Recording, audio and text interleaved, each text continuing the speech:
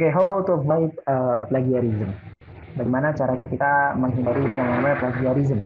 Ini ada sedikit typo di plagiarism. Oke, nah seperti yang saya sampaikan sebelumnya bahwa dalam menuliskan karya tulis ilmiah, seorang penulis atau author itu harus memperhatikan etika penulisan karya ilmiah. Nah, di antara penulisan etika atau di antara etika penulisan karya ilmiah yang harus kita harus kita perhatikan adalah yang pertama, hindari penggunaan data fiktif. Nah, itu. Jangan sampai kita menggunakan data-data fiktif. Misalkan contoh,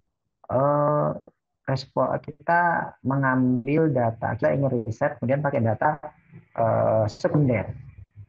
Data sekunder dari misalkan laporan keuangan perusahaan atau dari dokumen-dokumen perusahaan. Nah, lalu ternyata data yang kita dapatkan tidak sesuai dengan ekspektasi kita. Sehingga agar sesuai dengan ekspektasi, lalu kita rubah data-datanya.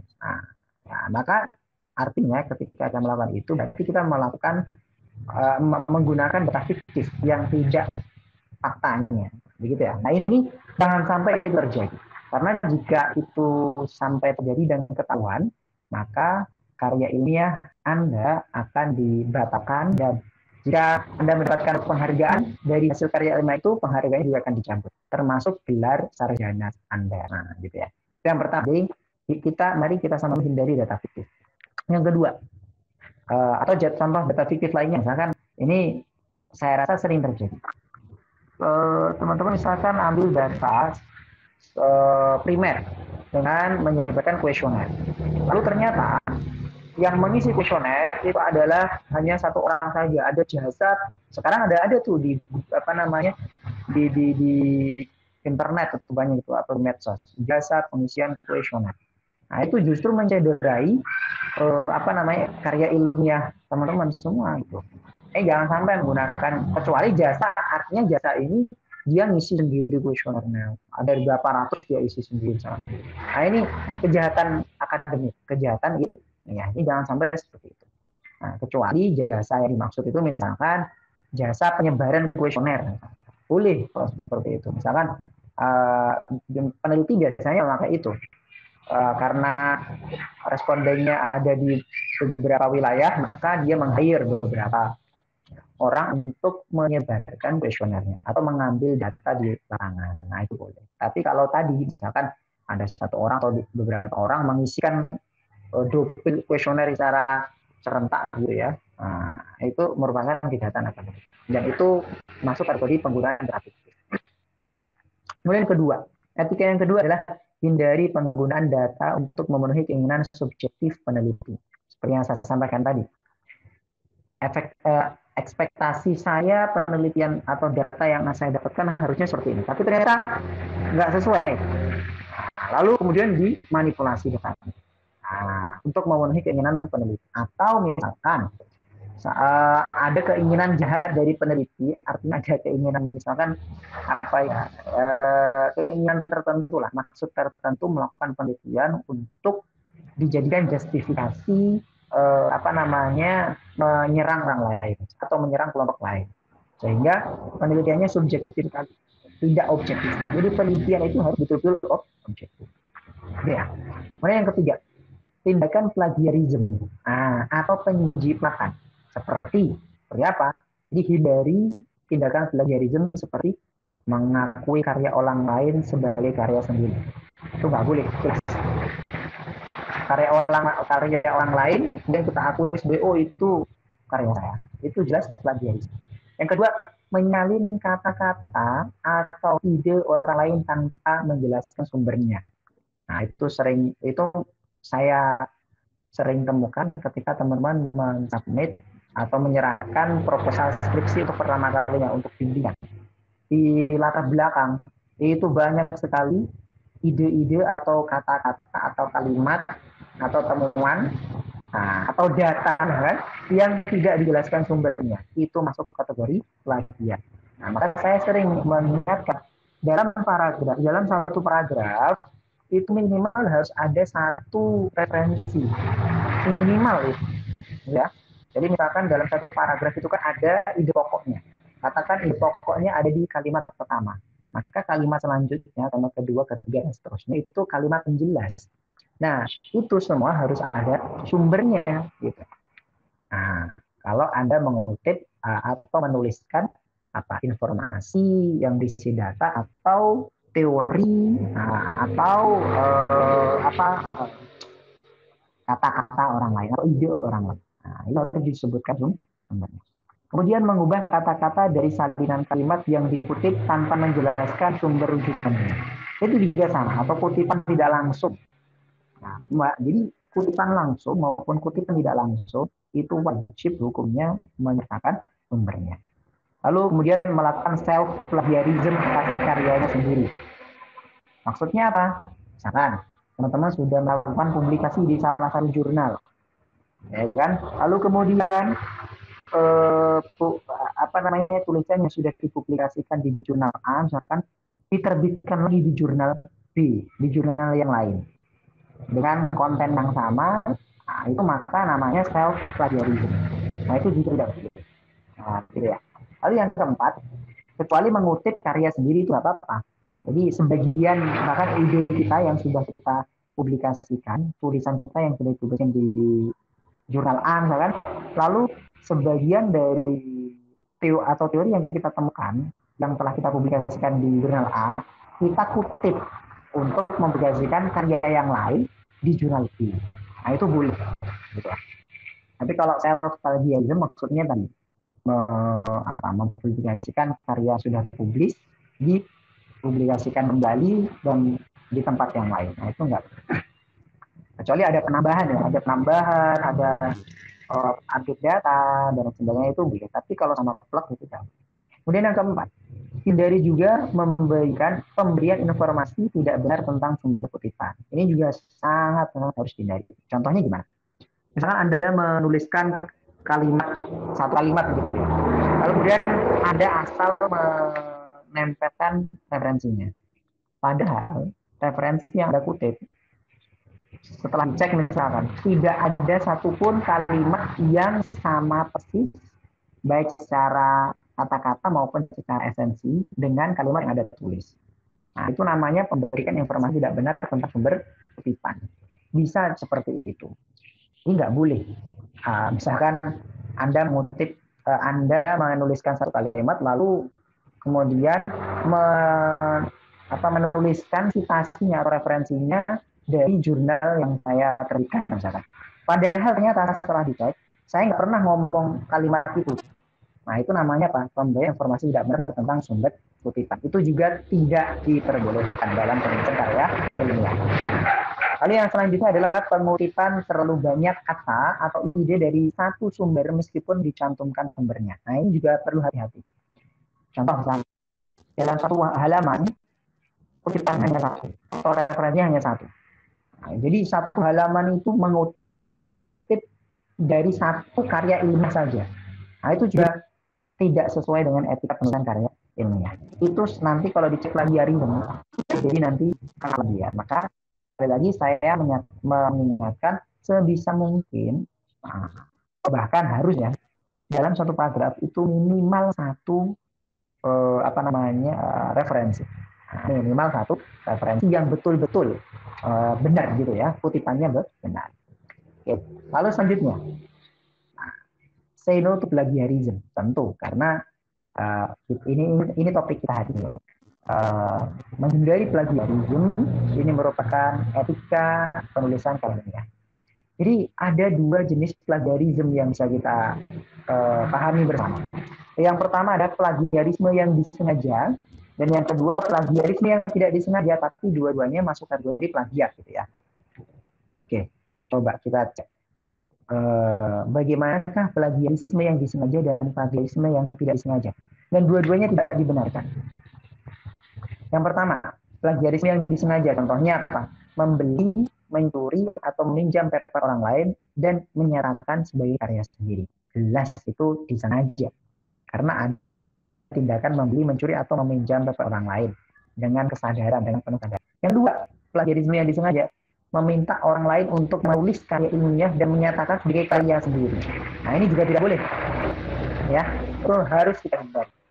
Lalu yang ketiga, menggunakan data dalam bentuk apapun tanpa menyebutkan sumbernya. Nah, ini juga nggak boleh. Misalkan menggunakan data, misalkan teman-teman menyajikan data pertumbuhan ekonomi Indonesia dari tahun sekian sampai tahun sekian. Itu nggak ada sumbernya. Ada dapat dari mana itu? Nah, ini berarti plagiarisme yang disengaja. Lalu menggunakan karya sendiri yang telah dipublikasikan sebelumnya. Nah, ini yang seperti saya contohkan tadi ya. Jadi itu tadi adalah contoh 4 jenis aktivitas atau kegiatan yang masuk kategori plagiat yang disengaja. Lalu kita selanjutnya plagiarisme yang tidak disengaja. Satu, menggunakan istilah-istilah atau kalimat ketika membuat parafrase yang sangat dekat dengan sumber asli. Nah, ini sering terjadi. Teman-teman kalau ketika parafrase, saya tahu di internet itu ada aplikasi parafrase. Dan itu sangat-sangat tidak dianjurkan untuk digunakan. Sekali lagi, sangat-sangat tidak dianjurkan untuk digunakan. Why? Kenapa? Karena ketika Anda menggunakan itu, mekanisme atau cara kerja alat atau aplikasi itu adalah mengganti kata-kata yang bisa diganti dengan kata-kata yang mendekati. Akibatnya apa? Akibatnya adalah kalimat hasil dari alat itu tadi atau aplikasi itu tadi, kalimatnya nggak bisa dipahami dengan jelas. Bahkan pengalaman yang sudah-sudah, kakak cutting kalian, ada yang menggunakan itu dan itu sangat menghancurkan nilainya. Sangat menghancurkan nilai. Karena apa? Kalimatnya betul-betul tidak bisa dipahami dan bahkan istilah baku yang ada dalam dunia perbankan syariah, misalkan bank umum syariah, itu diganti dengan bank global syariah. Itu kan sangat fatal sekali. Itu sangat fatal sekali, sehingga sangat mempengaruhi nilai. Gitu ya. Karena ketika kalimat tidak bisa dipahami, otomatis akan mempengaruhi konten. Kontennya maksudnya apa ya? Gitu kan? Jadi jangan sampai kita melakukan, saran saya kalau Anda melakukan parafrase, ya betul-betul lakukan parafrase dengan betul, dengan benar gitu. Artinya sebetulnya parafrase itu bisa dihindari ketika teman-teman tidak copy paste. Ketika teman-teman mengutip dari sumber, entah itu akun atau buku atau lain, dengan cara copy paste, kemudian dicek plagiarism, satu-satunya cara memang parafrase. Tapi nggak enaknya parafrase itu ya memang harus butuh effort yang lebih besar, usaha yang jauh lebih besar. Sebab apa namanya fenomena ini bisa dihindari ketika teman-teman menulis atau mengutip karya orang lain itu dengan bahasa Anda sendiri. Gitu. Jadi Anda baca betul artikelnya atau bukunya atau sumbernya, ini Anda tuliskan dengan bahasa Anda sendiri. Itu akan sangat apa namanya dianjurkan. Proses seperti itu sangat dianjurkan dan insya Allah 99% Anda akan terhindar dari yang namanya belajar. Kemudian yang kedua, menggunakan ide atau membangun argumen dengan meminjam cara berpikir orang lain tanpa menyebutkan sumbernya. Itu juga sama. Nah, misalkan ada orang, teman-teman pernah mendengar atau mengikuti seminar atau conference gitu ya, dari orang yang sudah mempublikasikan karyanya. Lalu kemudian ide atau gagasan orang tersebut yang ternyata sudah dipublikasikan di apa namanya proceeding misalkan karena sudah diseminarkan, Anda kemudian menggunakan ide itu dalam karya tulisnya tanpa menyebutkan sumber. Itu masuk kategori plagiat yang tidak disengaja. Iya, tetap mau disengaja mau tidak disengaja sama-sama tidak diboleh. Ya. Dan yang ketiga, mengambil kutipan karya ilmiah seseorang melalui rujukan perantara tanpa menyebutkan penulis rujukan tersebut. Nah, misalkan ya, menurut Kotler dalam Fatimah, itu sebenarnya kutipan itu boleh, tapi sangat tidak dianjurkan juga. Jadi lebih baik Anda mengutip langsung ke Kotlernya. Anda cari bukunya Kotler yang dikutip oleh Fatimah itu, Caranya gimana? Ya berarti Anda buka dulu artikelnya Fatimah, kemudian dilihat di daftar pustakanya. Bukunya Kotler atau karyanya Kotler yang dikutip oleh Fatimah itu apa, lalu Anda cari karyanya Kotler itu. Baru langsung mengutip ke Kotler. Begitu ya. Harusnya seperti itu. Jadi jangan membiasakan merujuk seperti yang tadi. Menurut Kotler dalam Fatimah itu sangat tidak dianjurkan. Oke, gitu ya. Nah, intinya apa? Intinya adalah semua pendapat orang lain harus dicantumkan sumbernya. Baik yang berasal dari buku, jurnal, majalah, lagu, program televisi, film, sumber elektronik, surat, email, dan lain sebagainya. Intinya Anda dapat dari mana, cantumkan sumbernya. Ya. Kecuali kalimat itu adalah kalimat analisis Anda sendiri. Dan itu biasanya hanya ada di bab 4 kalau dalam penulisan skripsi. Ya. Bahkan interpretasi data, interpretasi pengolahan data dengan cara statistik. Itu pasti harus pakai kata-kata Anda sendiri. Misalkan hasil olah koefisien determinannya nilainya sekian. Itu Anda menjelaskan itu, mendeskripsikan itu, menarasikan itu nggak perlu kutipan. Karena itu kan hasil olah data Anda sendiri. Tapi kalau di bab 1, bab 2, bab 1 latar belakang, ya. Kemudian bab 2 landasan teori dan penelitian terdahulu, nah itu wajib. Kemudian bab 4, jadi setelah Anda melakukan interpretasi data, kan untuk yang kuantitatif, ya. Kemudian Anda dukung dengan teori-teori sebelumnya. Nah, hasil temuan Anda ini ternyata sama dengan penelitian si A, yang menyatakan bla bla bla bla. Cantumkan kutipan. Jadi gitu ya. Dan lalu untuk melakukan pengecekan terhadap plagiarisme dilakukan dengan turn atau turn it in. Turn it in. Bahasa orang Jakarta Selatannya turn it in. Kita lanjutkan. Nah, sekarang terakhir ya. Terakhir adalah tips menghindari plagiarisme. 1. Ketika Anda mengutip buku atau artikel jurnal, maka sebisa mungkin satu buku atau satu artikel jurnal itu menjadi satu paragraf. Jadi Anda baca artikel jurnalnya, kemudian Anda tuliskan apa yang ada dalam artikel itu dalam satu paragraf. Nah, gitu. Jadi baru tuh dapat satu kutipan, kan gitu. Jadi bisa dikatakan satu buku atau satu artikel ilmiah menjadi satu paragraf. Satu paragraf dalam skripsi. Nah, kemudian satu paragraf dalam buku atau artikel ilmiah menjadi satu kalimat. Nah, gitu.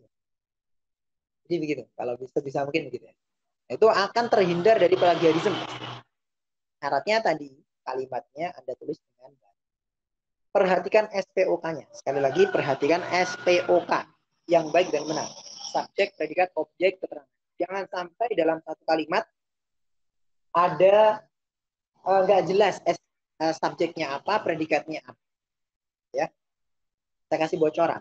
Di studi kasus proposal yang saya upload itu ada juga kalimat-kalimat yang nggak jelas SPOK-nya. Nah, silakan nanti mungkin Anda bisa mengidentifikasinya.